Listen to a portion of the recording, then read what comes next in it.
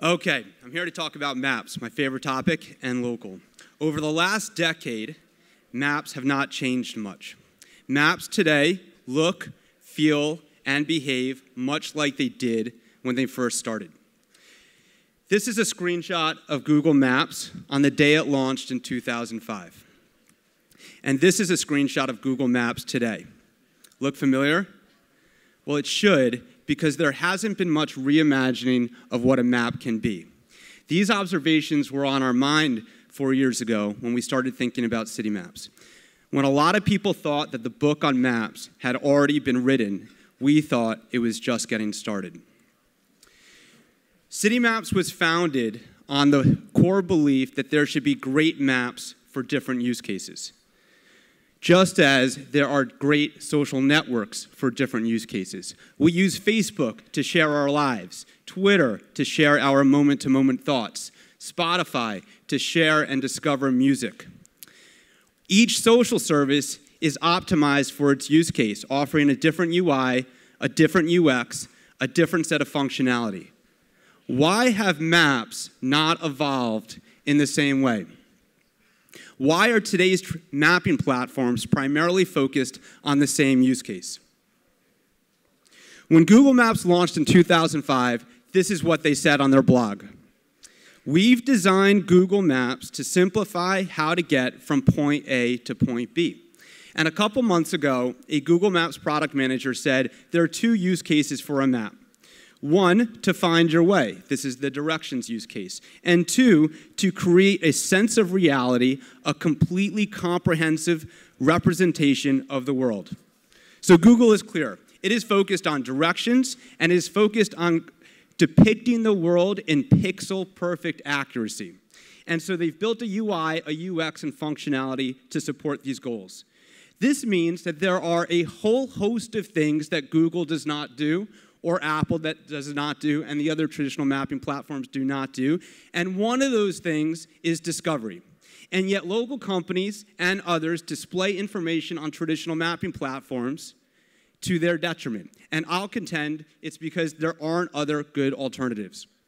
Two examples illustrate the inferior experience of using traditional mapping platforms for discovery.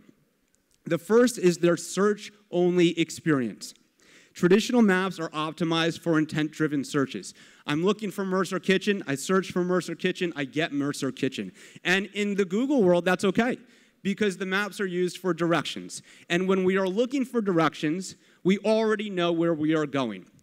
But a big part of local is helping us decide where to go, not just how to get there. And traditional maps are less good at this.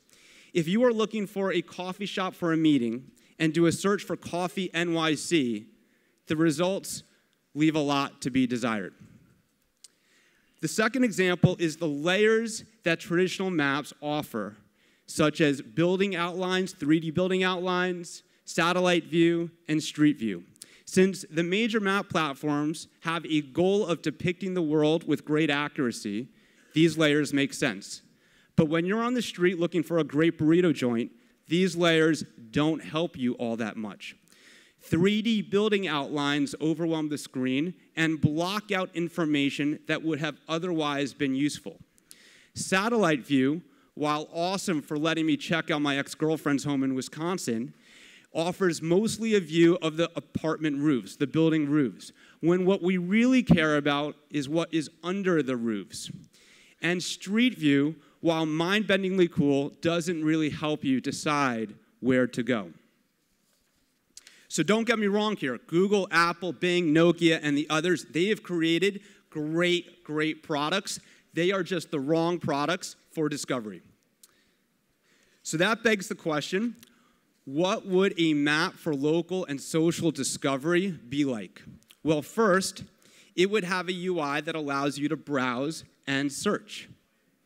Sometimes you're not quite sure what you're looking for, and being able to browse the places in an area and see what's around and get inspiration from that is the best use case.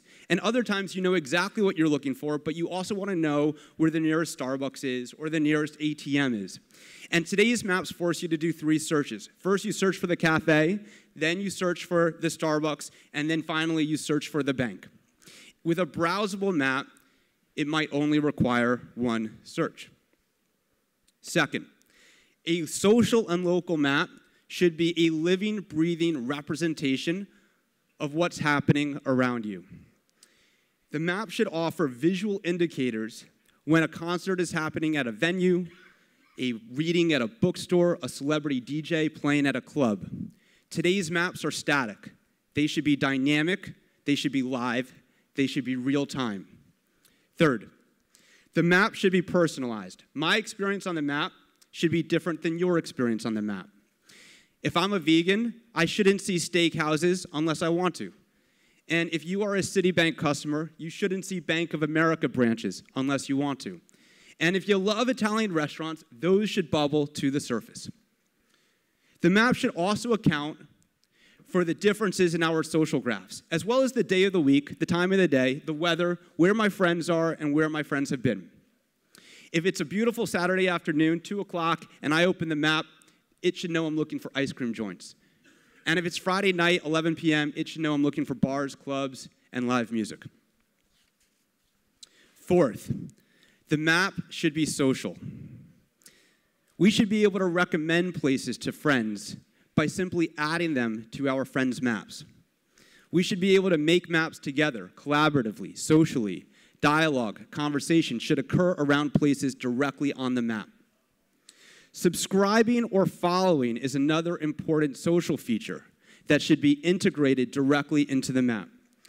I should be able to subscribe to a map, to a neighborhood, to restaurants, to bars. When something special is happening in a neighborhood that I subscribe to, it should be automatically added to my map.